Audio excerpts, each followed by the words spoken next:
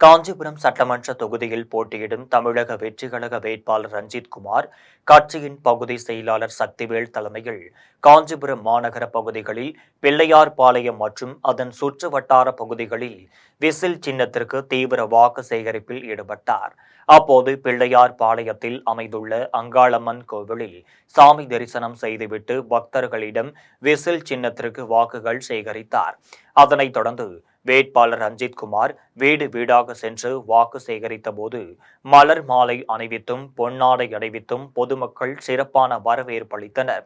அதன் பின்னர் இருளர் குடும்பத்தினரை சந்தித்து பிரச்சனைகளை கேட்டறிந்தார். அப்போது 40 ஆண்டு காலமாக வசித்து வருகிறோம், எங்களுக்கு ஆதார் கார்டு பிறப்புச் சான்றிதழ் இல்லாததால் எங்கள் பிள்ளைகளை பள்ளிக்கு சேர்க்க முடியவில்லை என்றும் அரசு வழங்கும் எந்த சலுகையும் கிடைப்பதில்லை எனவும் வேதனை தெரிவித்தனர். இதனை கேட்டறிந்த வேட்பாளர் ரஞ்சித் குமார் காஞ்சிபுரம் சட்டமன்ற உறுப்பினராக வெற்றி பெற்றவுடன் உங்களின் கோரிக்கைகளை நிறைவேற்றுவேன் என உறுதியளித்தார். இதனைத் தொடர்ந்து வேட்பாளர் ரஞ்சித் குமார் பொதுமக்களிடையே பேசினார். அப்போது நான் யாரிடமும் லஞ்சம் வாங்க மாட்டேன், முழுக்க முழுக்க பொதுமக்களுக்கு சேவை செய்யும் மனப்பான்மையுடன் தேர்தலை சந்திக்கிறேன் என்றும், ஆகையால் எனக்கு வாய்ப்பளித்தால் காஞ்சிபுரம் தொகுதி மக்களுக்கு என் உயிர் உள்ளவரை உழைத்துக் கொண்டே இருப்பேன் என தெரிவித்தார்.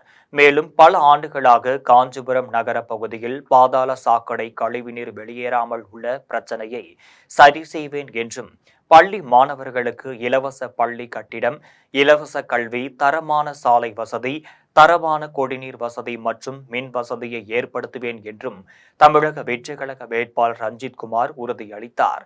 வாக்கு சேகரிக்கும் நிகழ்ச்சியில் கட்சியின் மாநகர செயலாளர் மதன், பகுதி செயலாளர் சக்திவேல், பிரபாகரன் மற்றும் மாவட்ட, ஒன்றிய நிர்வாகிகள் கலந்து கொண்டு விசில் சின்னத்திற்கு வாக்குகள் சேகரித்தனர்.